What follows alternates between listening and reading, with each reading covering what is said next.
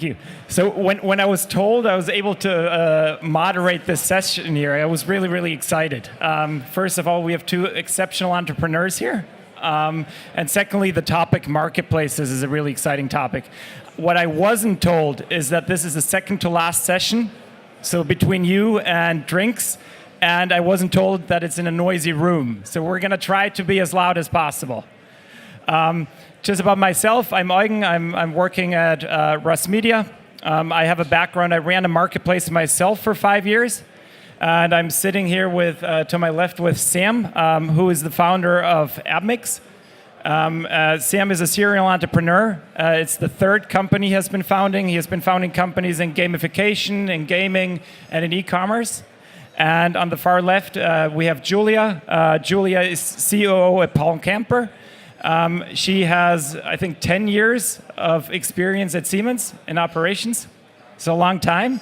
And she joined the entrepreneurial side, and she's a camper herself, I was told yesterday over dinner. So can you guys just briefly describe what each of your company does in 2 minutes? And then we're going to jump right into communities and how communities can drive marketplaces. Sure, thanks. Hey guys, so my name is Sam Huber. I'm the founder of Admix. We are one of the first monetization company for virtual reality and augmented reality. So the mission of the company is really helping VR and AR developers generate revenue from their awesome content. I was on the publisher side for a few years before that. I know a lot about the challenges, what it takes to actually monetize mobile apps and content. And we saw a big opportunity in actually developing a scalable solution for virtual reality and augmented reality. So the way we're doing this is we have a technology enabling developers to place products within the virtual reality or augmented reality content, a bit like product placement in movies, but programmatically, directly within the 3D content, whether it's a game or a social experience. So we work with big companies such as Yahoo, AOL, a couple of others as well. We basically sell our unique VR, AR inventory programmatically. And more recently, to touch on the community topic, we've acquired vrfocus.com, which is one of the top news websites for VR and AR, which is basically increasing the size of our community. Hi, my name is Julia. I'm the COO of PaulCamper. PaulCamper is the biggest camper sharing platform in Germany, and we're working on our goal to become the European market leader in camper sharing. It all started in 2013, and the company was founded by Dirk Fese, who rented out his own camper van Paul to his friends and family and the friends of his friends. And soon enough, once he'd started out, he saw that he couldn't meet demand with the one camper van he offered. So his friends and friends of friends started to buy their own camper vans and then founded a small community of camper owners. And that was the start of a platform, PaulCamper, that we see today. And those people saw, well, I can afford my own vehicle right now by sharing it with others. I'm going to tell my friends, and then let's meet for a weekend of camping and talk about this, talk about our experience. It seems to be a pretty complicated business, and there was so much stuff that was not really clear how you do it, and it's helpful to talk to others, and that was like the root of our camper community. Which now forms part of our USP, actually, because we are now a community of more than 3,000 camper owners in 3 countries, and they still meet regularly, and they meet offline and online, and they still feel the need to be a community and to work together. So this is, I think, a unique thing in this business, because no other platform offers this, and this is for us a driver for growth, actually. Great, thanks a lot for the intro. Can the people in the back, can you hear us? Okay, can you try to keep the microphone closer? All right. So we're going to start talking about communities. I think there are various ways of how communities are being used by marketplaces. Some of them consider their fan base as a community. Others, they're actual users. Then again, some companies are focusing on one side, either the supply side or the demand side only when thinking about their communities. So what will be interesting for us is how central are communities to the success of your platform? And can you maybe give us some examples? since I've just been talking about our community as a root, we are focusing on the supply side as a community because we've seen they have a very different set of questions and purpose to bring them together than the demand side. So we are careful not to mix them up. And for us, it has been a driver because the supply side is for many marketplaces the more complicated side, and it's harder to onboard supply than demand. And for us, it is easier the more connected we are with the suppliers, because then we can make them talk about us and talk about how amazing it is to rent out your vehicle because they feel a strong connection to this group. And on the demand side, depending on how many times your demand returns to your platform, it can be more or less powerful to have a community and to have a strong connection to them. For us, at the moment, the most powerful part is on the supply side. So it's actually the case for us as well. So in our business, which is basically advertising, the demand side is the advertisers, the supply side are the developers selling this inventory to advertisers. And we actually didn't plan to build a community. This kind of derived from a problem that we had, which was that we figured out that selling stuff to developers, even if it's a free plugin in our case, was actually very difficult. Developers don't really like advertising, even though it's made to help them generate revenue. The sales process was fairly slow. So we thought, what is the best way to actually engage them and build trust along the way so that they know our name, and eventually when they're ready to monetize, they can integrate our solution quicker. So this is how we basically started our community. Our idea was to give an unbelievable amount of value upfront, helping these developers at all the stages of their life cycle, whether they needed to hire people or design a game or find an idea or find funding. We do what we can trying to help them, giving them free value regularly. In this case, it's actually on Facebook, as I will mention later. But it's all about giving. And what it does is it really helps build credibility. And by the time that these guys are ready to launch their game and integrate a monetization solution, they know about Admix because we've been the one helping them along the way already. So that's the first thing. The second thing is that the developer community is actually very close together. Developers trust other developers a lot, and by giving them the opportunity to talk to each other and to explain how awesome Admix is and what we've done for them, we've been able to get a lot of referrals as well. So these have been the two main things that have been driving the community. So thanks a lot for sharing this. Can we speak a bit about return on investment? So, the things that you're doing, they obviously cost money. So the acquisition of that new portal costs money, and also organizing offline events for campers. I'm guessing that's costing a lot of marketing money. How do you measure the return? How do you determine whether the actions and activities that you do are successful or not? So for us, we're only 18 months in the company. So we're actually taking a very long-term approach with the community, which makes it very hard to measure, even on a quarterly basis, how efficient the community actually is to drive results. So what we're doing is we are basically measuring some kind of vanity metrics, the size of the community, because it still matters, the engagement, how much, what's the retention, how many people are actually staying engaged. But on top of that, we are still keeping the North Star, which is the metric, the business metric that actually matters to us, which is how many users we can serve ads to. And what we're trying to see is that even if we have only 1,000 users in the community to start with, how many of those will actually convert? So it's not about, how much revenue you make in total, but more about the percentage of the community, how much they convert. And then if you extrapolate that to a much bigger community in the long term, this is really what we're going for. For us, we see that the members of the community, the ones that feel most connected to our brand and to the group, are the ones that heavily promote the idea of sharing your camper within their circle of friends and within their family. And if only a small number, let's say 5 to 10 people, tell this to their friends, and out of those 5 to 10 people, we gain 2 or 5 additional camper owners on the platform. This enables us to pay for one event where we meet the lenders. So for us, it is a really high return on invest if you just compare those two figures. A second example why it really remunerates to take care of your community and to connect with them is you can use them as kind of pointer plans. You know, those plans that show you if your ecosystem is healthy. They show you as the first people, as the first customers, if your ecosystem or the system that you're creating is healthy, because they will tell you as the first person if they are not dissatisfied, if they have questions, if they don't understand your business decisions or the way you change your value proposition over time.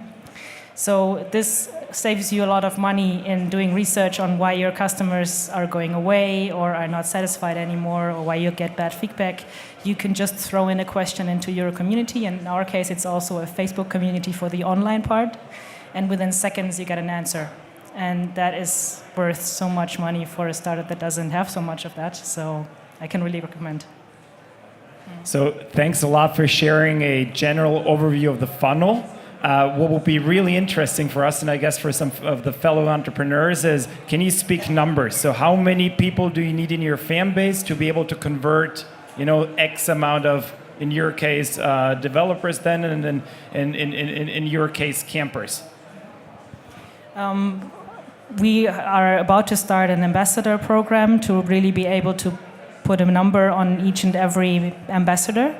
And so far our calculation is very, very conservative. And it says if one ambassador makes like 4 events where they meet up with other interested people, and out of those 4 events we only get 4 additional camper owners per year, then we earn 4 times as much as we spend. Because for us, the supply side is, of course, the side with a very big customer lifetime value. I guess for us, it's hard to put like an actual number of developers. It's still at a stage where it's not really. The metric that really matters is not really the number of developers, but more the stage that they're at and how many users they have in their actual applications.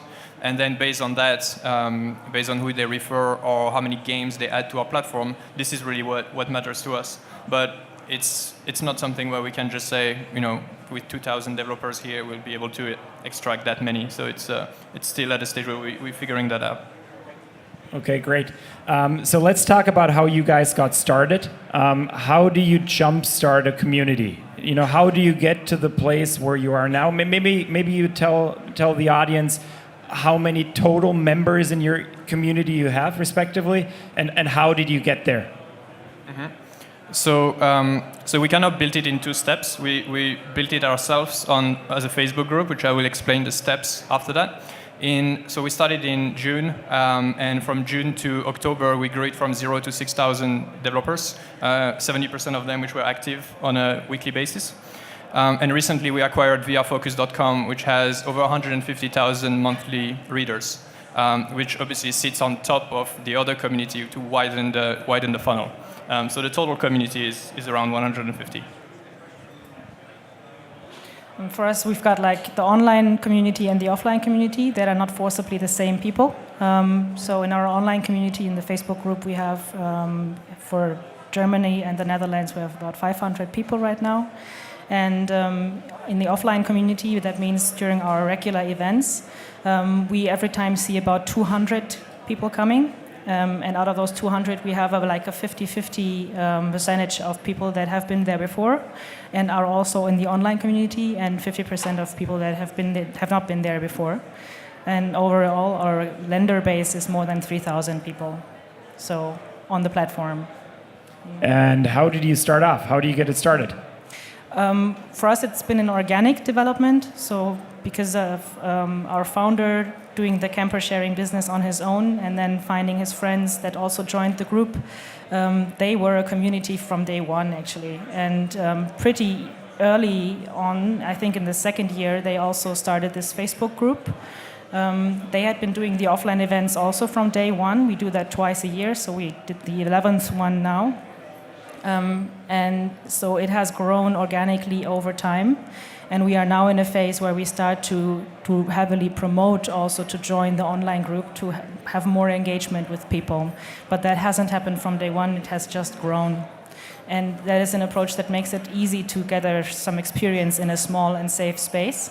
But if you can grow it quickly, I would recommend to really make it a very well-managed process and think of the shared purpose and management of this group or of this community first, and then start it off. I was just getting my notes, making sure I don't forget any steps. So I guess the first thing that we did was really starting to approach it with a growth hacking mindset rather than purely marketing. I think that everyone is actually able to build the first couple thousand people of their community completely organically without spending on Facebook ads and any other normal digital channel. So there's basically two major steps that are then broken down into smaller steps. So the first thing that I call like pre-work is basically what you need to do before you even start about activating the growth channels.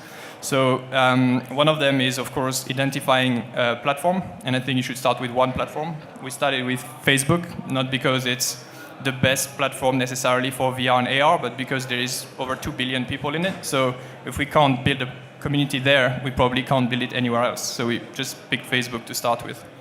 The second thing is that what we did, and I'm sure there are many ways to do it, but it's basically using initially my own profile as the lead magnet to attract people to the group. So what you need to do there is starting to post regularly, establish yourself as some kind of leader in the industry, so that when people see your profile, they wanna engage with it. So that is the pre-work. In terms of actionable steps, what we did to grow that community.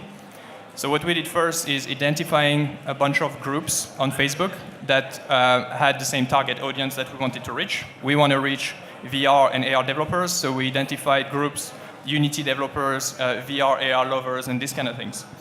You go to the list of members, and we add them manually as friends on my own profile. When we add them as friends, because my profile is optimized for VR and everyone sees that I'm some kind of expert and I know what I'm talking about, people generally accept the invitation. Then over the next few weeks, I will post content regularly about VR, about stuff that I find valuable. And eventually, when the trust is built, I will send an invite for them to actually join the group. I don't know if you receive, Facebook invite to join groups, but if someone adds you as a friend and then sends you a request, it's very unlikely you will join because it feels like spam. But if you engage with that person every day, it's a lot different. So this is basically how we did it. We ended up, growing from 0 to 6,000 in a few months. Of course, your personal friend count is also limited to 5,000. So what you have to do regularly is deleting people who don't engage with you, so you can keep hitting the maximum. So all of that kind of sounds like growth hacks, but again, to my point, this is how you should be able to approach it. And when you reach a certain level, you can start running ads. You can start putting a pixel on your website to retarget people who actually go to your website and drive them down the funnel. Wow, that was a lot of detail. I appreciate that. I think that was very helpful for a lot of the people here. Just out of interest, curiosity, were you doing this yourself? Were you engaging with every single person yourself, or do you have that automated, or do you have someone helping you there? So we hired a head of growth to be able to do this. Again, we haven't spent a cent in actual acquisition, but we spent a lot of time on it. And he knew what he was doing. He knew how to add people at scale, how to delete people at scale. There are tools to do all of that. So he was running that part. In terms of engaging with everyone, I was still doing that because we need to be genuine, and people were having VR and AR questions, and so I was answering to most of these guys. This is why I spend a lot of time on my phone. Yeah, great. Can I ask a question? One question to you, Sam. Is there an equivalent between the people that are in your Facebook group and the people on your platform? Actually, are they all the same, or do you have more people out there in the Facebook group? More people out there. So I would be interested because you said the ones that don't engage, you also delete them from the group, and that's very interesting because we've been thinking. So the group doesn't have any limits, so you can keep adding people to the group. It's your personal profile that has 5,000 friends limit. So after that, you can't keep adding people. So if they don't engage with me and they haven't joined the group, you end up deleting people. And generally, it's members of your family. Okay, thanks for that. That's an interesting part, actually, that people should think about before they start a community. Are you actually willing and ready to also delete people from the group? There might be various reasons why you need to do that, because sometimes people are just trolling others, or they are behaving badly on your platform, actually, and you maybe don't want to have the discussions you have with that supplier platform-wise transferred into a Facebook or other online forum. So we have developed actually a process of when and how do we delete people from the group, and how do we communicate about this in terms of questions when they arise from other users that might know that user very well. And I would strongly advise people, especially when they want to scale fast, to think about that first and then start the group, because you don't want to be in the situation and not have a plan. Yeah, I'm going to look out for hands. In case you guys have any questions, please raise your hands, and we're going to throw in some questions from the audience at any time. So I'm going to just look out. I'm going to continue, but if you have questions, just raise your hand. So, another hot topic is how to break bad news to the community. So you're going to reach points in growing your business where you do have bad news, something that went wrong. How do you deal with this? And maybe you have a specific example that will make it easier for the audience to understand. Well, we've had that a couple of times, actually, especially when one major part of our product changes, which in our case is the insurance solution that we offer to people that want to rent out their camper. And if there is changes in the scope or in the price, that's of course something that is very exciting to the community, and not always in a positive way. And when we break news like that, we've made all types of experiences, from really bad to pretty good, actually. And our best practice example would be that we planned this very from day to day, and had a plan laid out for the 4 weeks period, which we estimated would be the exciting period, actually. And we kind of narrowed it down to a period of 2 to 3 days that were really, really intense, and shortened this process a lot by having our own CEO be there in a Facebook live chat. So they could see him, ask him questions, and we announced that early on so they could prepare and really be ready to that time. And it helped us shorten all discussions. And after this video chat, basically the main discussion was over. So my recommendation regarding bad news would be, you need to break them, so don't delay this, and be there. Basically, as a founder and or CEO, show your face and answer directly live to the questions, because that's a level of trust and reliability that you create in your community that isn't destroyed easily, and they will follow you onwards afterwards if you are so honest and so courageous to really be on stage in front of them with the bad news. So for us, I guess it's a bit different, because a lot of our community is actually not using our product directly. We have a very wide community at the top, especially after this acquisition. So when we have to announce bad news about the product or a delay in something, this is a different user base, basically. It's a smaller subset of the community, and we would contact them via email or in a different way, rather than making that news public to the community.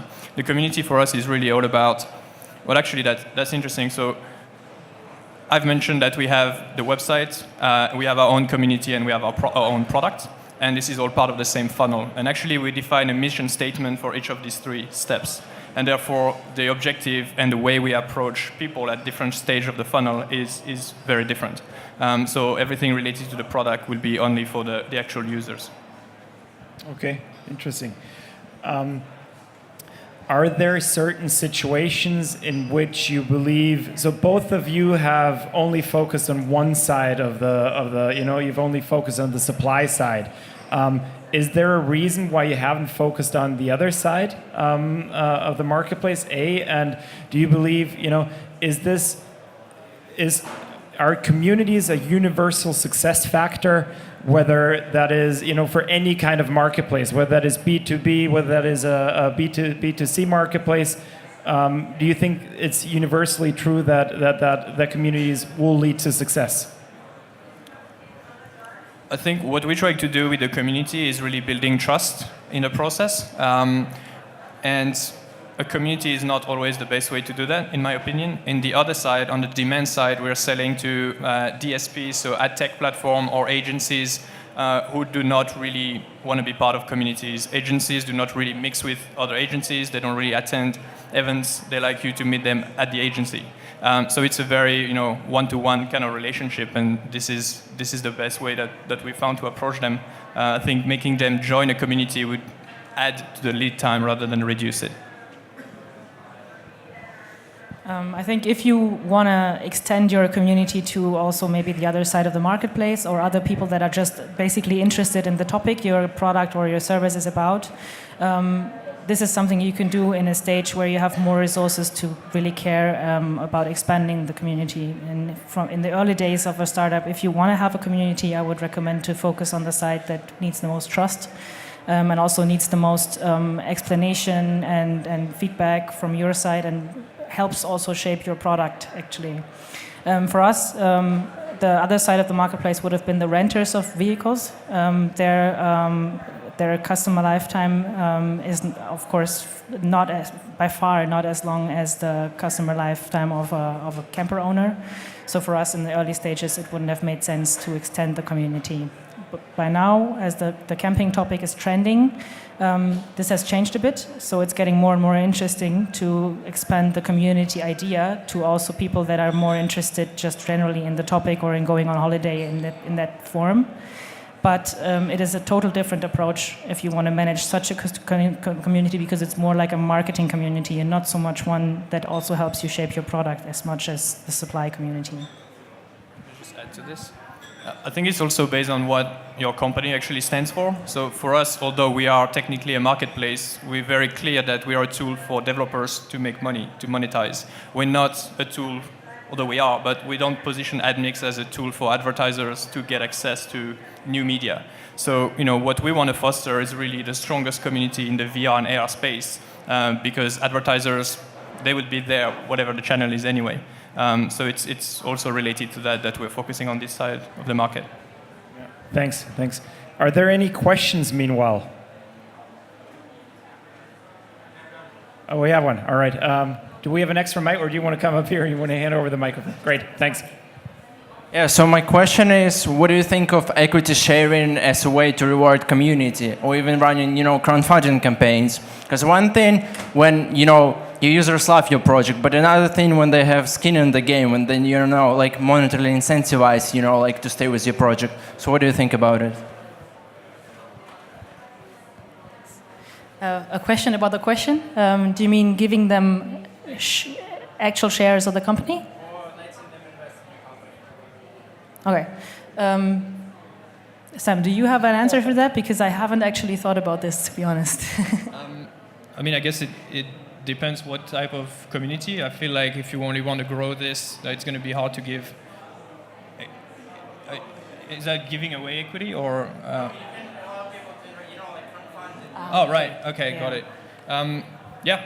Obviously, if the community is willing to invest, that's an amazing sign that not only they like your product, but they're willing to put their money on it. So if you can pull that off, I think that's great. I think that would obviously be a massive barrier to entry for if you want to grow the community as big as possible. But if you're able to convert some people into a crowdfunding campaign, brilliant. Maybe I can answer to this. 2 years ago, I think it was about 2 years ago, when Revolut, the online bank, they went into a fundraising round. Part of that round was crowdsourced and was actually directed towards the community. So they took part of the round and let community members invest. And it's also a company that is very, very strongly driven by community. So I think it's actually a great question. Do we have any other questions from the audience? No? All right. Then, if you think about communities, there has to be some central authority, and Sam, in your case, that's you, but who curates the community? Who takes care of, if there are if anyone crosses a border, who takes care that people behave within a certain set of rules? Who sets the rules? Yeah, so we have a head of growth that is also acting as a community manager, and that actually puts very, very strict guidelines on the community. There's a lot of Facebook groups where everyone can post in it, and you have like 30 different posts a day, and at the end of the day, you end up hiding it because it's just too much. So we really wanted to avoid that. So we're the only one at the moment that can still post in the community to make sure that every post has massive value. And a lot of our members have actually complained about this because obviously they want to post their links and brag about their own stuff. But we've been just very strong, just saying like, this is not a community where other people can post. And I think that has been part of the reason why at least every post that is there is a lot of value and also has a lot of engagement. So yeah, it's just, I think, being very strict about the community guidelines, especially at the beginning, when you want to make sure that people come back regularly, and then you can probably be a bit more loose in terms of letting people post and stuff like that.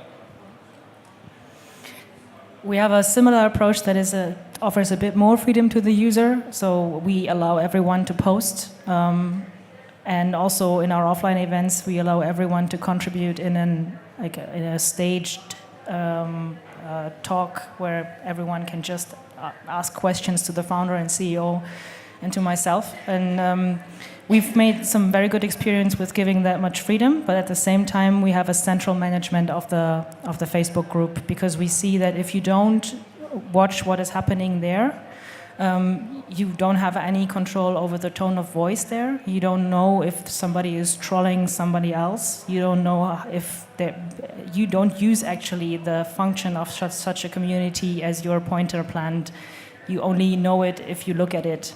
And that's why we are the central managers as the PaulCamper staff. We have a group of people taking care of that. It's all in the operations department, and I would strongly advise in the beginning to put it there, because that's the people that understand the customers best. And we have a couple of users that more on a voluntary level are very active in the group, and we can rely on them to give answers that are high quality. But we have not yet implemented an official administrator from the user side, because we feel that even that person needs management from us. And at the stage we are in, we feel that it is best done by ourselves, and only later on we will add official administrators. And we need to find out how to motivate them to really stay in the tone of voice that we set as a company. Because and that's like a kind of a worst practice example from our history. If you have somebody that is kind of an administrator for your group, and that person's mindset changes, or they are themselves dissatisfied with the relationship you keep with them or the service you offer to them, they feel maybe they're not valued enough. Sometimes such people are pretty high maintenance because they play a certain role and want to feel this. If that relationship deters, this will also have a negative impact on your group, and you don't want that. Yeah. Just so we can get a raise of hands, how many people in here are either running a marketplace or plan to found a marketplace? 1, 2. Okay, that's a lot. For how many of you is this community topic relevant? All right. Okay. And do you now feel more strongly that about the community, that you will need that for your business success? Yes, no? Any questions that you have? I mean, this is the prime source of knowledge. Yes, please. So especially to Julia, so what were the channels that worked best in order to acquire members of the community? Like, what channels do you acquire the members? As many marketplace startups, our channels to get members on the supply side are mainly performance marketing driven, plus word of mouth actually. And that was basically due to this community approach from day one. But that also means you need to be willing as a founder to heavily engage with your users all the time. Like the first 3 years of the company's existence, the founder was there 24/7 for this community, together with, of course, members of his team, but this team wasn't that big, so everyone was really engaged. And that's a decision that should be taken consciously. And maybe to both of you guys, what's the value proposition for the members of the community in order to be part of the community? That's a very good question. You want to go first? Go for it. Yeah? Well, the value proposition in the ideal case is there before you define it, because people feel the need to be part of this group because they have a shared purpose or a shared problem, shared question they want to have answered. In our case, it was the complexity of the service or the product that people offer to the market. They offer one of their biggest private assets, the camper vehicle. And of course, for them, there's some risk because many people have an emotional relationship with this vehicle and they don't want this to be damaged, for example. They don't want people in there that they don't feel that are nice enough. So in the beginning, especially, people are insecure and want to clarify all those questions. And funnily, on Sunday, I asked exactly this question to our online community because I thought, okay, I need to have the answer ready for this discussion today. And I asked, okay, what at the moment is your main purpose to be part of this group? What is the benefit you get out of it? And they told me actually the main benefit for them is to exchange with other users. And the second main purpose is to also know what's going on with the camper sharing platform and the camper sharing business as a whole. And the third factor was they enjoy the feeling of being a closed community that shares this passion for the topic of camping and having a camping vehicle. So for us, the type of developers we're trying to cater for are really people who are just getting into VR and AR from a creative point of view. So it's moving from being a spectator and reading, VR Focus and other websites to actually becoming a creator. And so all the resources that we share is all about getting you started, finding a team, finding funding, finding ideas, and eventually releasing your game, hopefully with Admix. So the mission statement that this part of the community has is celebrating VR success. And what we do is taking examples of people who have made it in VR and showcasing it and showing them this is possible. This guy used to live in a garage and now he's been building a successful VR company. And that's how we get other people to actually get into the creative state of mind as well. So looking at the time, we have time for one more question. No, otherwise I'll... If there is no one, I've got one question to Julia. I know that RV owners, the campers, they are, I would say, they treat campers as their home. So how do you use communities just to convince them to share their own homes to the other members of the community?